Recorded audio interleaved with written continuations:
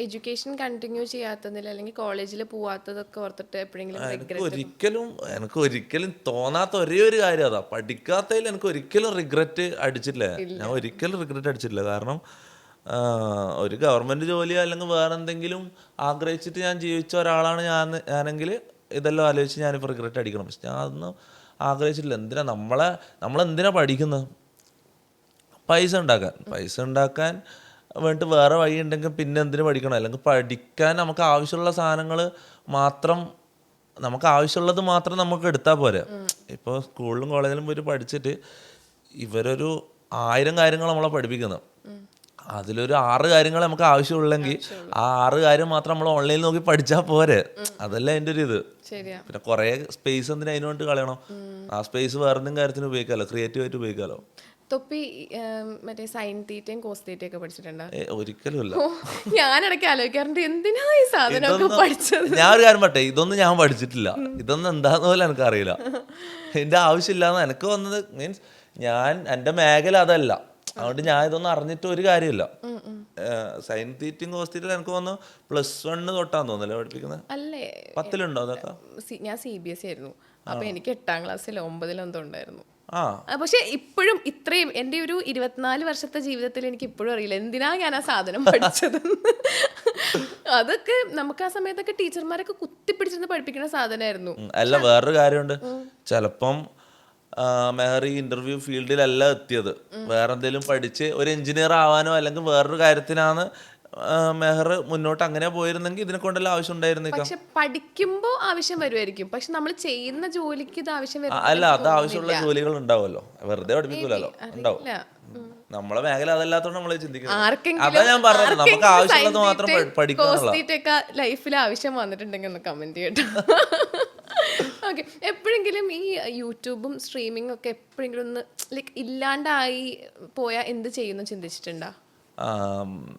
Like വേറെ എന്ത് ചെയ്യും? ഞാൻ ഇടയ്ക്ക് ചിന്തിക്കാറുണ്ട്. കാരണം ഇപ്പം ഇൻസ്റ്റഗ്രാമും ലൈക്ക് ഇപ്പം നമ്മുടെ സോഷ്യൽ മീഡിയ പ്ലാറ്റ്ഫോംസ് ഒക്കെ പെട്ടെന്ന്, ഇപ്പം ടിക്ടോക്ക് ഒക്കെ പെട്ടെന്ന് ബാനായി പോയതാണല്ലോ. അതുപോലെ എപ്പോഴെങ്കിലും ഇതൊക്കെ ഇല്ലാണ്ടായി കഴിഞ്ഞാൽ എനിക്കറിയില്ല ഞാൻ എന്താ ചെയ്യാൻ. എന്തായാലും ഞാൻ ഒരു കാര്യം എനിക്ക് ഉറപ്പാ, ജോലിക്ക് ഞാൻ എന്തായാലും പോവില്ല. എന്തെങ്കിലും ബിസിനസ് ചെയ്യാനേ ഞാൻ നോക്കും. കാരണം ലോകത്തുള്ള എല്ലാ ജോലികളും ഞാൻ ചെയ്തിട്ടുണ്ട്. ഞാനെന്ന് പറഞ്ഞാൽ അത്രയും ജോലികൾ ചെയ്ത് ഏറ്റവും താഴെയുള്ള ലെവലിലും ഞാൻ ജീവിച്ചിട്ടുണ്ട്, ഏറ്റവും മുകളിലുള്ള ലെവലിലും ഞാൻ ജീവിച്ചിട്ടുണ്ട്. പക്ഷെ എപ്പോഴും ഞാൻ പ്രിഫർ ചെയ്യുക ഇത് തന്നെയാണ്. കാരണം ജോലി ചെയ്തിട്ട് നമ്മളെ സമാധാനത്തിൻ്റെ പോട്ടെ, അല്ല ഫൈനാൻഷ്യലി പോട്ടെ, നമുക്ക് എന്ത് സമാധാനം അതിൽ നിന്ന് കിട്ടാൻ എനിക്ക് മനസ്സിലാകുന്നില്ല. ആ സമയത്ത് എന്നെല്ലാം പറഞ്ഞാൽ ഞാൻ അത്രയും സ്ട്രഗിൾ ചെയ്തിട്ടുണ്ട്, അത്രയും എന്താ പറയുക.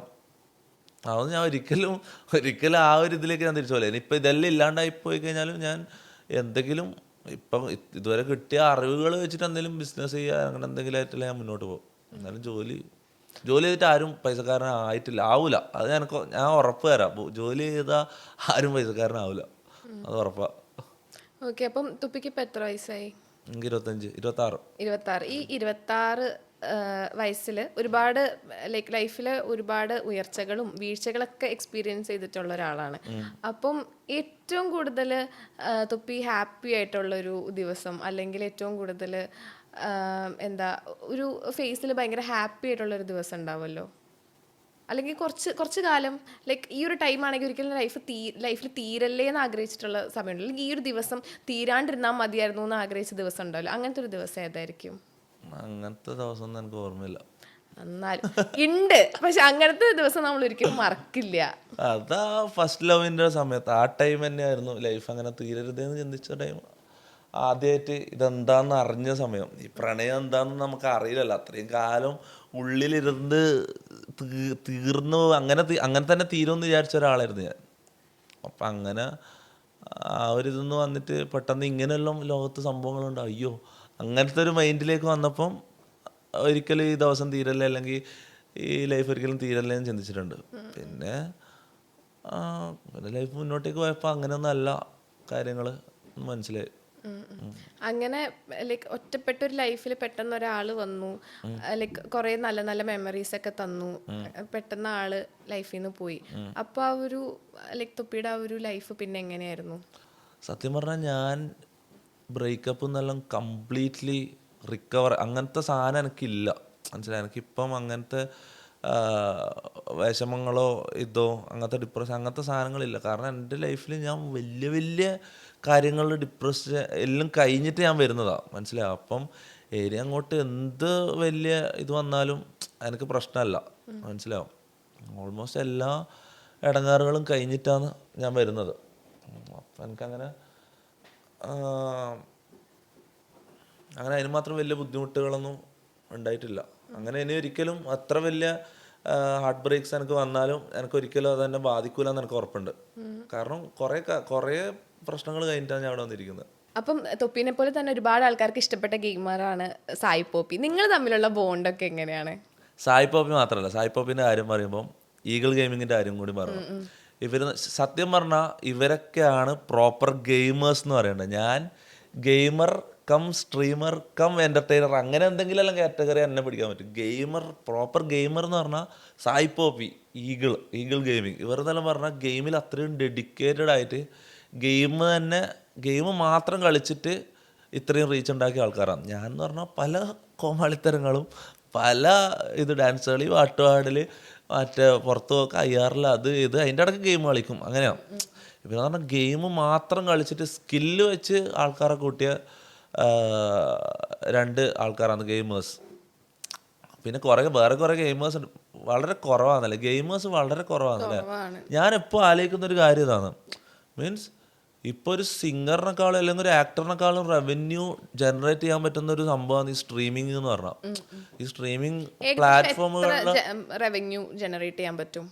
എത്രയാണ് അൺലിമിറ്റഡാ. ഇത് എത്രത്തോളം നമുക്ക് ആൾക്കാരെ കൂട്ടാൻ പറ്റുമോ, അല്ലെങ്കിൽ എത്രത്തോളം ടൈം, എത്രത്തോളം ഹവേഴ്സ് കംപ്ലീറ്റ് ചെയ്യാൻ പറ്റുമോ അത്രത്തോളം റവന്യൂ ഉണ്ടാക്കാം.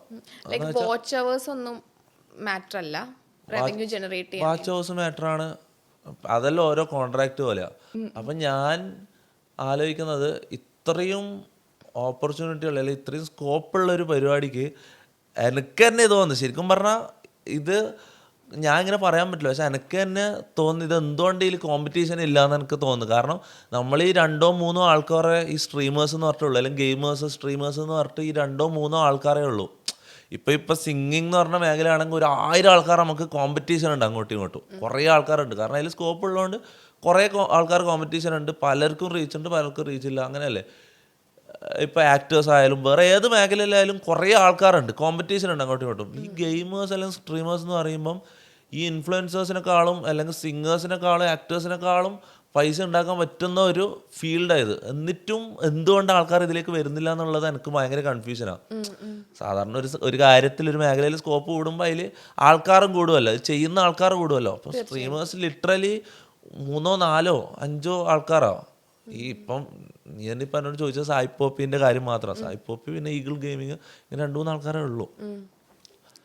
അപ്പം സായിപ്പിൻ്റെ എല്ലാം കാര്യം എന്ന് വെച്ചാൽ ഓക്കെ. വേറൊരു കാര്യമുണ്ട്, ഇപ്പം ഓൾമോസ്റ്റ് നിനക്ക് അറിയുന്ന ഗെയിമേഴ്സ് ആരൊക്കെയാണ്? Thoppi, Sai Poppy, eagle gaming, ഹിപ്സ്റ്ററിനെ പണ്ടറിയാം. ഹിപ്സ്റ്റർ പക്ഷെ ഇപ്പം ഇതായില്ലേ. അപ്പം ഞാൻ പറയട്ടെ, ഈ ഈഗിൾ, സായിപ്പ്, തൊപ്പി, നമ്മൾ 3 ആൾക്കും കോമൺ ആയിട്ടൊരു കാര്യമുണ്ട്. ഇപ്പം കേരളത്തിൽ ഇപ്പം നിനക്ക് അറിയുന്ന 3 ഗെയിമേഴ്സേ ഉള്ളൂ എന്ന് പറഞ്ഞു. ഈ 3 ആൾക്കും കോമൺ ആയിട്ടുള്ളൊരു കാര്യം എന്താ അറിയാം? നമ്മളെല്ലാവരും സ്റ്റാർട്ട് ചെയ്തത് ഒരു സ്ഥലത്ത് നിന്നാണ്. MRG. ഇതിൽ നിന്നാണ് എല്ലാവരും സ്റ്റാർട്ട് ചെയ്തത്. ഓൾമോസ്റ്റ് എന്താ പറയാ, പണ്ട് എന്ന് പറഞ്ഞാൽ നമ്മൾ ഈ സ്ക്വാഡ് എന്ന് പറഞ്ഞാൽ എന്താ അറിയില്ലേ? സ്ക്വാഡ് അറിയില്ലേ? അല്ലല്ല, ഗെയിമിൽ സ്ക്വാഡ് ഉണ്ടാവും, 4 ആൾക്കാർന്ന് ഒരുമിച്ച് കളിക്കാൻ പറ്റും. 4 പേര്. അപ്പോൾ പണ്ട് എന്ന് വെച്ചാൽ ഞാൻ, അതായത് MRG തൊപ്പി, MRG ഈഗിള്, MRG സായിപ്പ്, പിന്നെ MRGയിൽ കുറേ മെമ്പേഴ്സ് ഉണ്ട്. നമ്മളെല്ലാവരും ഒരു സ്ക്വാഡായിട്ട് കളിച്ചുകൊണ്ടിരുന്നതാണ്. അപ്പോഴൊന്നും നമ്മൾ ആരും വിചാരിക്കുന്നില്ല നമ്മൾ ഭാവിയിൽ നമ്മൾ ഇങ്ങനെ ഒരു ഇതിലേക്ക് എത്തിപ്പെടാൻ പോകുന്നത് ഇങ്ങനൊരു മൊബൈലിലൊരു ഗെയിം കളിച്ചിരിക്കുന്ന 3 പിള്ളേരാണ് നമ്മളൊരിക്കലും ഈ ഒരു ഇതിലേക്ക് വരുമെന്ന് നമ്മളൊരിക്കലും ചിന്തിക്കുന്നില്ല. പിന്നെ വെച്ചാൽ ഇപ്പം MRGയിൽ ബാക്കി നിൽക്കുന്ന ഞാൻ മാത്രമേ ഉള്ളൂ. സായിപ്പ് ഇടയ്ക്ക് വെച്ച് MRGയിൽ നിന്ന് ഇറങ്ങി വേറെ ഇതിലേക്ക് പോയി, എനിക്ക് മറന്നുപോയി. ഈഗിൾ അതിൻ്റെ ഇടയ്ക്ക് ഇറങ്ങി, ഈഗിൾ ബ്ലൈൻഡ് എന്ന് പറഞ്ഞിട്ട് വേറൊരു ടീമുണ്ട്, അതിലേക്ക് പോയി. അപ്പം MRGയിൽ ബാക്കി നിന്നത് ഞാൻ മാത്രമേ ഉള്ളൂ. ഞാൻ മാത്രമേ ഇപ്പം MRGയിൽ ബാക്കിയുള്ളൂ.